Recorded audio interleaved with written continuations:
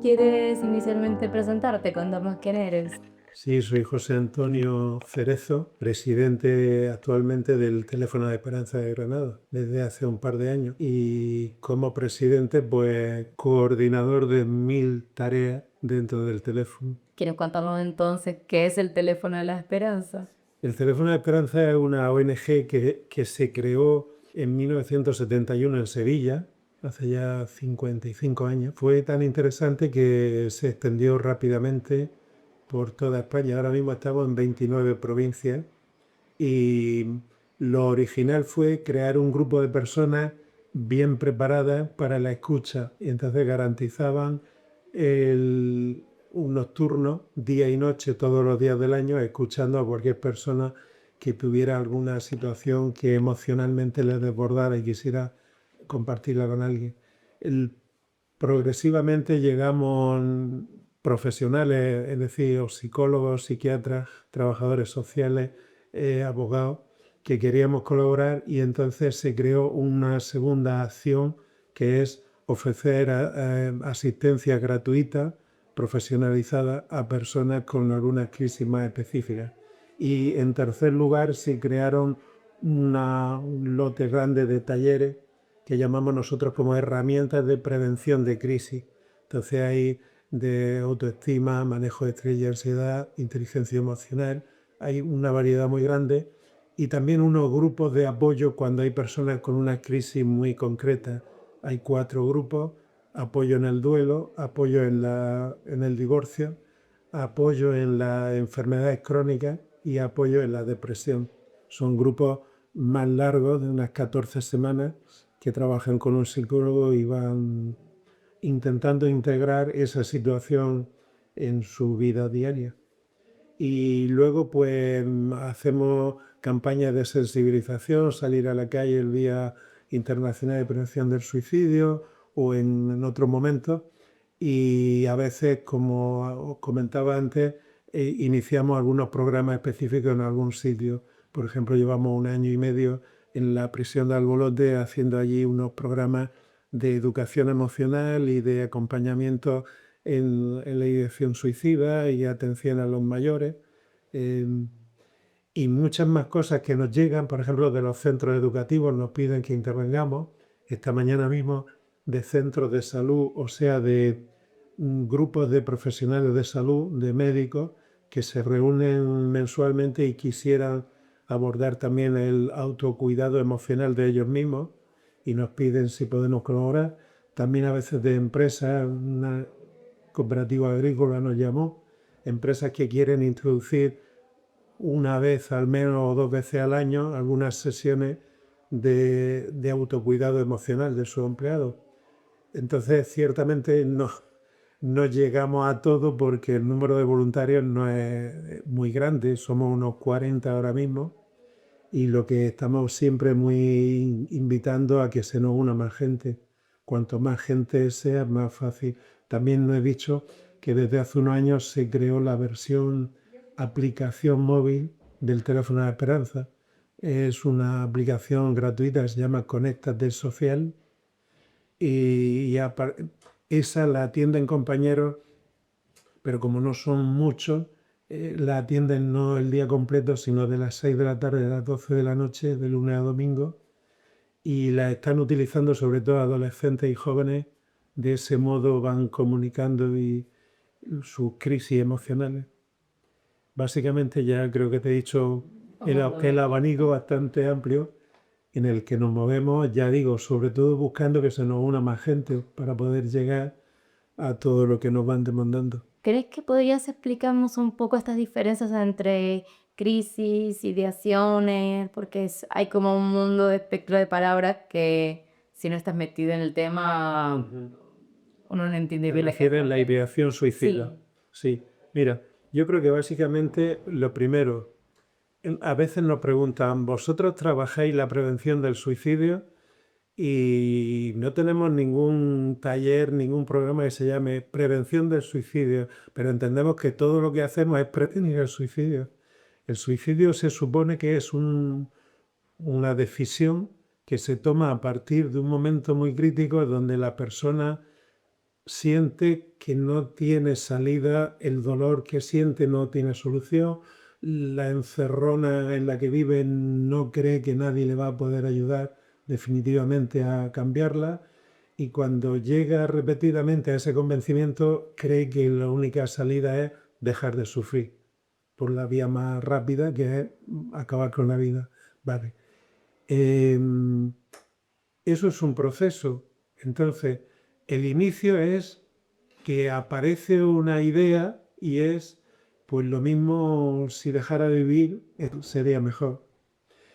Tengo que decir que una cosa que sorprende, al menos a mí, es que un porcentaje muy alto de personas que se suicidan cada año son mayores de 70 o 80 años. Es un número muy alto.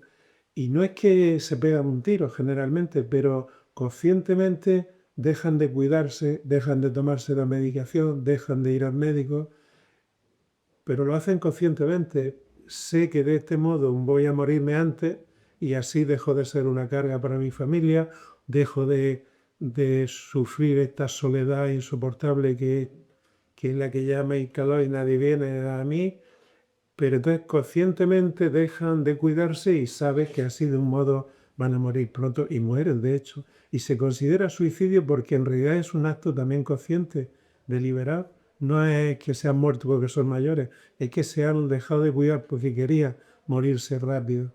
Bueno, entonces desde que aparece la ideación, la idea, hasta que se consuma, normalmente hay un tiempo. Yo entiendo, lo primero, la ideación suicida es humana, nos puede aparecer a ti, a mí, a cualquiera, en momentos en que nos sentimos que nos desborda un dolor emocional. Se te ha muerto un hijo inesperadamente, un accidente, le han pegado un tiro a alguien de tu familia, te han amenazado de muerte y sabes qué tal, te acaban de declarar una enfermedad que tiene, por ejemplo, un cáncer que sabes que va a ser muy agresivo y va a ser...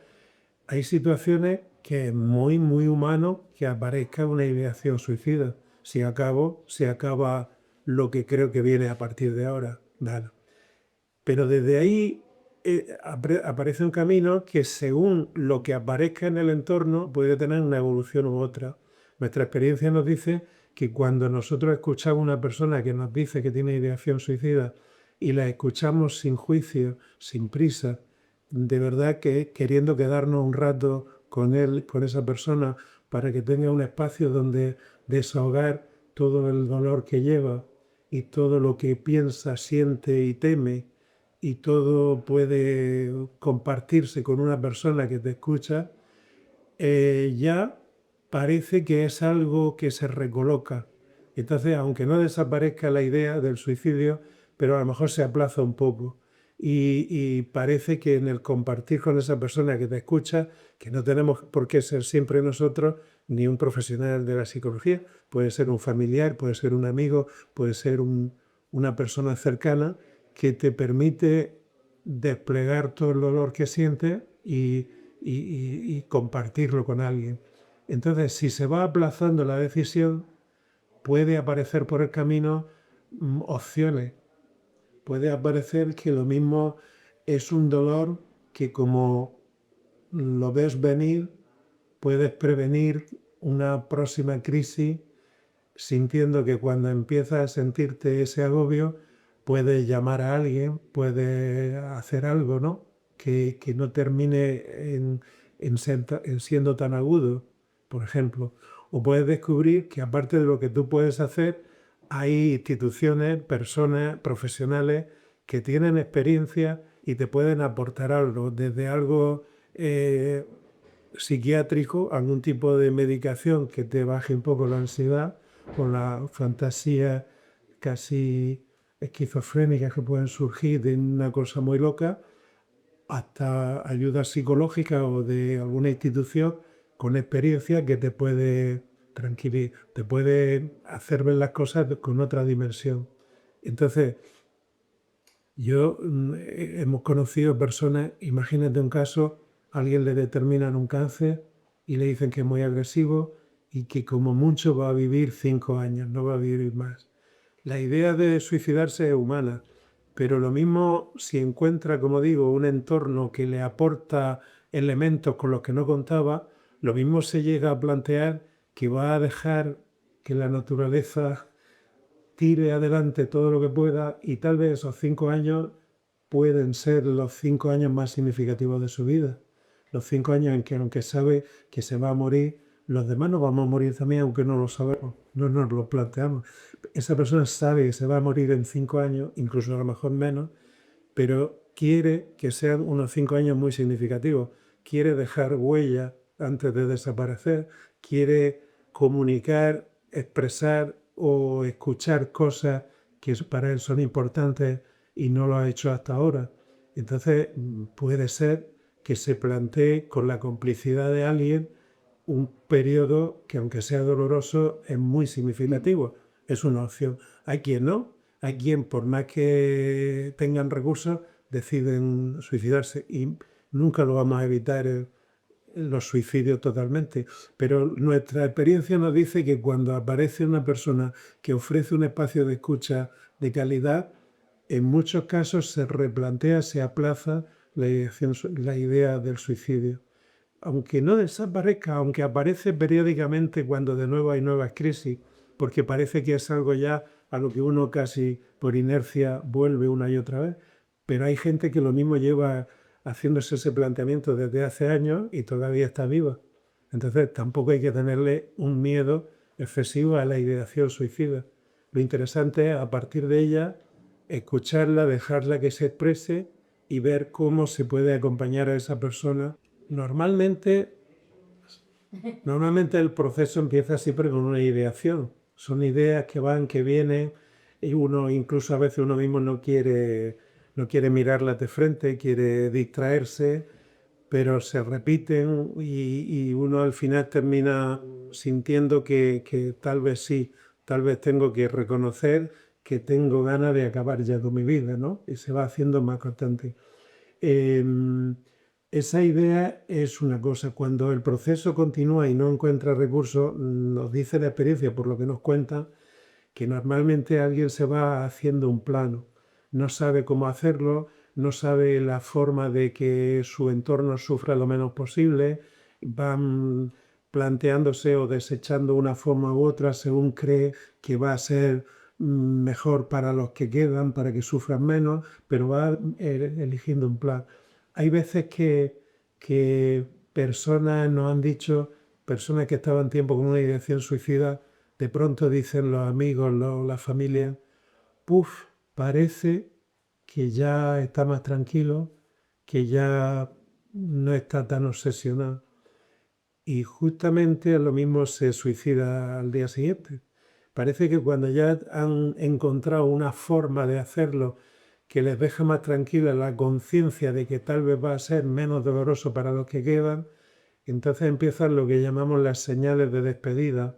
A veces alguien quiere dejar su perro con alguien, quiere el móvil, incluso está diciéndole a alguien, este móvil es bueno, lo mismo te interesaría también, si alguna vez yo no lo tengo, tenerlo tú. Son cosas que no tienen importancia si no se entienden, si no se conoce a fondo a esa persona, pero que para muchos son signos de despedida. Llamar a una persona que hace tiempo que no ha llamado, invitar a unos amigos que hace tiempo que no les he invitado. Y la gente dice, uy, te encuentras mejor que nunca, pero en el fondo es porque ya tiene claro un plan y ya parece que ha sentido la, la tranquilidad de que ya no tiene tantas dudas, ya tiene un plan. Nosotros incluso en esos casos nos hemos encontrado con casos de que nos llaman justo cuando incluso ya se han tomado unas pastillas, ya han hecho algo, ya se están suicidando, hablando claro. Y en ese mismo momento sienten necesidad de compartirlo con alguien y nos han llamado diciendo prefiero morir acompañado que morir solo, pero estoy muriéndome. Eh, pero el encuentro siempre con otro ser humano que te escucha siempre puede ser significativo. Y nos han pedido a veces, la verdad es que lo tenía muy claro hace un rato, pero ahora estoy nervioso porque me estoy dando cuenta que no sé si es esto lo que yo necesitaba. y a veces nos piden, por favor, puedes llamar a una ambulancia, puedes llamar a la policía que vengan a ayudarme. Y lo hemos hecho, ¿no? Porque, claro, eso es lo que nos anima a seguir adelante, porque incluso cuando parece que la decisión ya está tomada, hasta en el último minuto hay personas que si pueden echarían para atrás. Y eso es interesante, tener el recurso como nosotros tenemos, o el 024, que también es un teléfono para personas con ideación suicida, tener recursos que incluso en el último minuto pueda una persona encontrarse por si se plantea alguna duda en la decisión, incluso que parecía que era tan clara, pero siempre se trata de encontrar algún motivo nuevo por el que valorar seguir vivo. Y a veces se encuentra en cómo te está escuchando una persona, en de qué perspectivas nuevas te está descubriendo esa conversación. Claro, ahí de pronto hay gente que, aunque sea el último minuto, se replantea todavía seguir vivo un poco más. Y es lo único que a nosotros nos llena de satisfacción, ¿no? Aunque a la vez también entendemos y hay que madurar que a veces, a pesar de todo, la persona se suicida y no tiene sentido pensar que es culpa o responsabilidad de las personas que estaban alrededor. Se supone que se hace lo que conscientemente mejor cada uno entiende que puede hacer y a pesar de todo, pues la persona, todos somos independientes y libres y hay que asumirlo. La vida podemos dejar que la naturaleza nos diga hasta dónde llega o podemos acabarla antes. Eso es evidente que nadie nos va a quitar esa libertad. Pero ciertamente a veces se toma esa decisión con pocos elementos los más fuertes, los más dolorosos, pero a lo mejor hay más que descubrir en ese tránsito desde la ideación hasta que ya el plan se va concretando. Me preguntaba como algunos mitos, ¿no? Sobre todo de situaciones donde uno quizás no le da importancia, pero este decía, bueno, simplemente si una persona lo dice, hay que darle lugar, hay que escucharlo, que simplemente eso, ¿no? Sí, están publicados en muchos sitios una serie de mitos y ciertamente nuestra experiencia también confirma. Por ejemplo, hay gente que habla, yo lo que tendría que terminar ya, yo quisiera morirme yo, y cuando lo dicen es que no lo van a hacer. Si lo quisieran hacer no dicen nada, eso es y no es. En algunos casos es cierto, pero en otros no lo es. Una persona lo dice y en el fondo está como haciendo una llamada, una búsqueda de atención, de ayuda, y si ve que nadie se lo toma en serio, pues todavía se convence más que al final va a hacerlo. O sea que eso de porque lo esté diciendo ya seguro que no lo va a hacer, no es verdad. O porque eh, se dice a veces las mujeres son las que más lo dicen y luego no lo hacen y los hombres los que más lo hacen aunque no lo digan. A lo mejor estadísticamente ocurre alguna de estas cosas, pero no es garantía ninguna de que haya una forma de plantearlo en los hombres y otra en las mujeres distintas. En el fondo, el planteamiento es el mismo de cuando una persona siente un dolor insoportable, buscar salir de ese dolor como sea. Eso es lo que hay de común. Y luego, pues, eh, el mito también que se dice de estos temas, mejor no hablar, no sea que hay ya personas que digan, mira, pues no lo había pensado yo, pero ahora estoy pensando, eso también es absurdo, según se hable. Hombre, a veces ha ocurrido que si un cantante famoso, un rockero, un alguien se ha suicidado y además lo ha hecho de una manera artística porque se ha lanzado desde un puente o ha hecho, pues parece que se ha dado caso de que a lo mejor después ha habido otra gente que estaba como muy vinculada a esa persona y ha dicho, pues yo no voy a ser menos, si él se ha atrevido, yo también. Y eso se ha dado, pero la realidad no es esa. Cuando se habla del suicidio como algo humano, natural, la ideación suicida lógica, cuando un ser humano se ve desbordado emocionalmente y siente un dolor fuerte, pues si se habla de eso, si se habla de la importancia de la escucha, del acompañamiento, del cuidado emocional, hay personas que se quieren morir porque se le ha muerto un hijo, ¿vale? Eso es muy duro. Pero si hay, como nosotros tenemos y en otros sitios, talleres que te ayudan a reelaborar el duelo y a atravesarlo para encontrarle un sentido nuevo a tu vida, aun sin ese hijo, pues hombre, si uno conoce esa herramienta o algún amigo le ha dicho, mira, me pasó algo muy duro, pasé por un taller de duelo y me ayudó, pues si a mí me pasa, pues sé que hay recursos que me pueden ayudar a atravesar el tránsito del dolor. Ahora, si no, entonces eso también es hablar de la prevención del suicidio, hablar de que hay muchas herramientas emocionales que nos pueden ayudar a atravesar el dolor que nos provoca cualquier crisis. Entonces, que cuando aparece un dolor insoportable por una crisis tremenda, uno pueda decir, solo no puedo, voy a buscar apoyo y algún recurso que me ayude a transitar este dolor. Si todo eso se va hablando, se conocen los recursos, pues eso no tiene por qué animar a nadie a suicidarse, sino todo lo contrario. Saber que desde la ideación suicida hasta el suicidio, lo que hay que hacer es abrir un abanico de búsqueda, de apoyo para transitar ese dolor.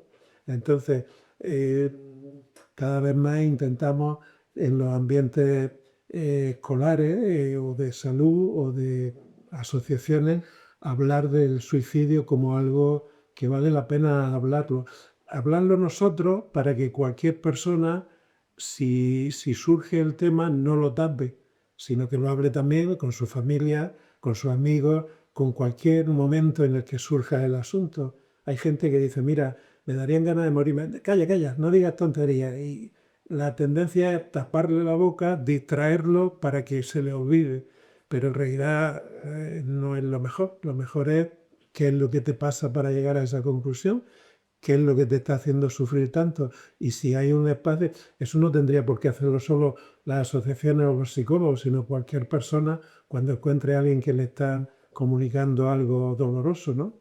Entonces, eso también es prevención del suicidio, fomentar, nosotros lo hacemos mucho en la cultura de la escucha de calidad, para que todas las cosas de tipo emocional tengan un espacio donde poder compartirse y escucharse. Sí, pensaba un poco eso, ¿no? Las personas que quizás están empezando a trabajar en lo social o con personas en situación de vulnerabilidad que pueden llegar a encontrarse con estas temáticas y creo que eso es algo que le da un poco de miedo, ¿no? Cómo afrontar o cómo acompañar. ¿Hay alguna sugerencia, consejo que podría dar? Yo diría, lo voy a decir desde algo que yo aprendí hace años de un psicólogo que yo aprecio mucho. El, cualquier persona que quiera ayudar a otra, lo primero que se tiene que plantear es en qué medida ella misma necesita ayuda. Hay un, es como decía este psicólogo, el terapeuta que no es consciente de su problema psicológico, poco puede ayudar. Es como entender que ayudar es algo instrumental, es algo que es válido, es muy interesante, eh, pero no es porque yo estoy mejor que tú y te voy a enseñar a estar mejor y lo único que tienes que hacer es lo que yo te diga, que es lo que yo hago. Si tú me imitas a mí, te vas a sentir bien como yo estoy bien. Si uno va desde ese planteamiento, ni va a llegar muy lejos y además se va a frustrar de ver que no le van a seguir mucho, porque cada persona es un mundo distinto. Entonces, lo que decía este psicólogo era, si tú quieres curar a alguien, empieza dándote cuenta de lo enfermo que estás. Y a lo mejor la enfermedad que tú tienes no es exactamente la misma que tiene el otro, pero tú arranca de la conciencia de que tú también eres un enfermo. En el sentido, lo mismo tú mismo has tenido alguna ideación suicida alguna vez. Lo mismo, aunque no, pero sí te han dado ataques de ansiedad o de pánico ante situaciones y has estado por los pelos, menos mal que al final han cambiado las circunstancias y te has ido calmando el duelo. O lo mismo, en fin, repasando, oh, mi hija me decía una vez, yo papá soy bipolar. Digo, tú no, no sabes lo que es ser bipolar. Pero lo decía porque generalmente todo el mundo a veces tenemos unos cambios de ánimo que en una persona son más acusadas. Las personas más sensibles se denota más los cambios. Un día estás muy alegre y otro día estás muy tristón. Entonces, sé consciente de todo eso y date cuenta de lo complejo que es el equilibrio emocional en una vida abierta. Y más si has pasado por situaciones complicadas. Si eres consciente de eso en ti mismo, pues tampoco es tan extraño que una persona te diga, pues mi vida es tan dura que a veces pienso que lo mejor sería morirme ya.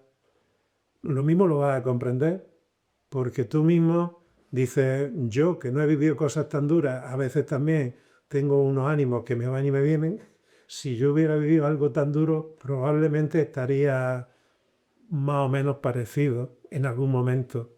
Para irte, eso es el primer punto de partida. Es decir, no es tan extraño que una persona tenga ideación suicida cuando a veces ha vivido situaciones muy complejas. Si lo comprendemos, pues ya hay un primer paso. Si le dejamos un espacio que se desahogue y lo diga y lo comparta y le hacemos signos de comprensión sincera, pues lo mismo eso ya le hace aplazar sus decisiones y se va creando un vínculo y un espacio de tiempo nuevo en el que van entrando cosas nuevas que tú mismo le puedes descubrir. A lo mejor le puedes decir, bueno, gracias a que estás aquí con nosotros vas a tener experiencias nuevas, o gracias a que me has conocido y yo te voy a presentar a otras personas, posiblemente vas a encontrar vínculos nuevos que lo mismo te aportan algo nuevo. Bueno, pero el punto de arranque es la comprensión de que tampoco es tan inhumano sentir sentimientos de deseo de morirse. Es probablemente muy lógico en unas situaciones duras en las que a veces la gente vive. Pero que eso no sea mirado desde arriba, decir, ah, sí, uno más que viene hacia su vida. Que no sea esa superioridad, decir, yo qué suerte que yo no soy como ellos. Eso es absurdo. Si tú no, hay un montón de gente viviendo en la calle que hace 10 años estaba como tú y como yo, y por lo que sea se le ha ido todo a pique y se ha desestabilizado todo. Entonces, es un absurdo juzgar las cosas como si yo estoy en un mundo y tú estás en otro. Estamos en el mismo y a veces nos afectan las cosas a uno a otro de un modo o de otro y esa es la vida. Entonces, es compartir el espacio de comunicación de lo que al otro le esté pasando desde una persona que aunque realmente nunca le haya ocurrido lo que le está ocurriendo a él, pero le han ocurrido otras cosas de las que es muy consciente y también siente que su vida, como la cualquiera, pues es una fragilidad más o menos en equilibrio. Y ya a eso le llamamos estar bien, más o menos en equilibrio. Y poco más. El que se sienta mucho mejor es porque no se conoce o no se ha observado muy a fondo. Muchísimas gracias. No sé si hay algo más que quieras decir y si no... Bueno, no sé, en principio yo no sé qué añadir. Yo lo que sí quisiera es que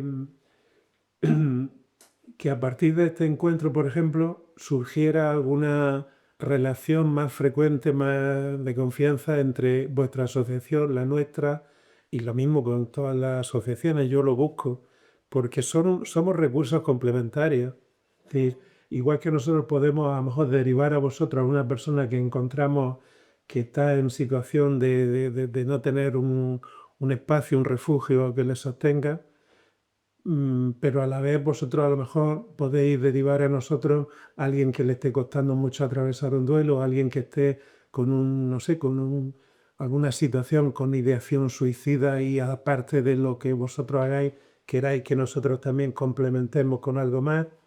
Entonces yo creo que eso es lo interesante, que se vaya descubriendo que en una ciudad como Granada hay recursos de apoyo emocional y psicosocial y que estamos ahí como una red que se dice, ¿no? Una red de sostén y de apoyo de cualquier persona que pasa por nosotros con alguna crisis, ¿no? Que entre todos le ofrecemos lo que entre todos tenemos.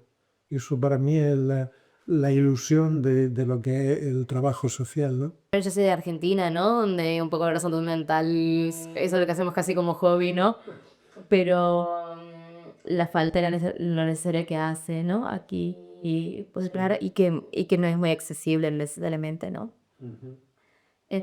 Para muchas personas es casi un privilegio poder acceder a ciertos recursos en salud mental, entonces que los ayude gratuitamente me parece... Claro. Es que esa es la cosa. Nosotros atendemos a cualquier persona como si viene un millonario, pero en cuanto después de esos primeros momentos de escucha, no solo el teléfono, también a veces le dan cita yo mismo soy psicólogo, ¿no? Pero si este es el lugar donde lo atendemos, pero si después lo que llamamos intervención en crisis, pero si después de una, dos, tres sesiones vemos por lo que se va desplegando que esa persona tiene recursos económicos, a lo mejor es un profesional que está trabajando, a lo mejor es una persona de una familia que tiene muchos recursos, vamos, más que los suficientes, pues le sugerimos que es un buen momento para que inicie una terapia, que busque, que hay muchas ofertas, pero tampoco le decimos una en concreto, sino que busque, sino que llame al colegio de psicólogos y le van a sugerir mucho.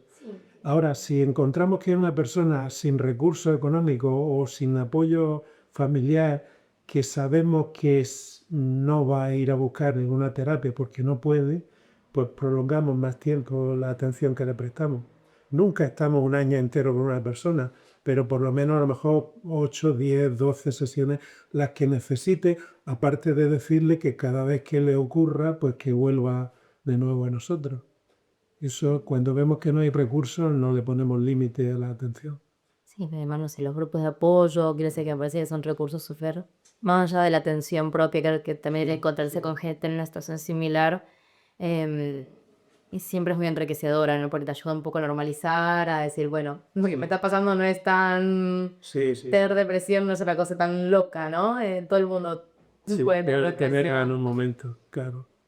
Nosotros tenemos los talleres que os decía y los hacemos aquí y a veces una dificultad el venir desde lejos, pero también puede surgir con el tiempo que algunos de los talleres, igual que hemos ido a hacerlo en la prisión, el otro día estuvimos en Loja hay un movimiento, hay una estadística que dice que El parece triángulo, un triángulo sí, famoso que hay más suicidios que en toda España. sí, escuché, ¿no? Sí, entonces hemos estado en Loja, vamos a seguir estando y surgía la cosa de a lo mejor algunos de los talleres que tenemos poder ir a hacerlo allí en vez de que la gente venga aquí, Ya. siempre que se junten 8 o 10 personas y crear un grupo allí.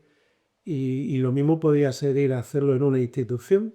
El- en Murcia me decían que están haciendo un taller de adolescentes en unos pisos de estos de acogida de menas, ¿no? Entonces que se puede ir desplazando algunos de los recursos a algún lugar que se vea lógico por el tipo de trabajo que se hace allí.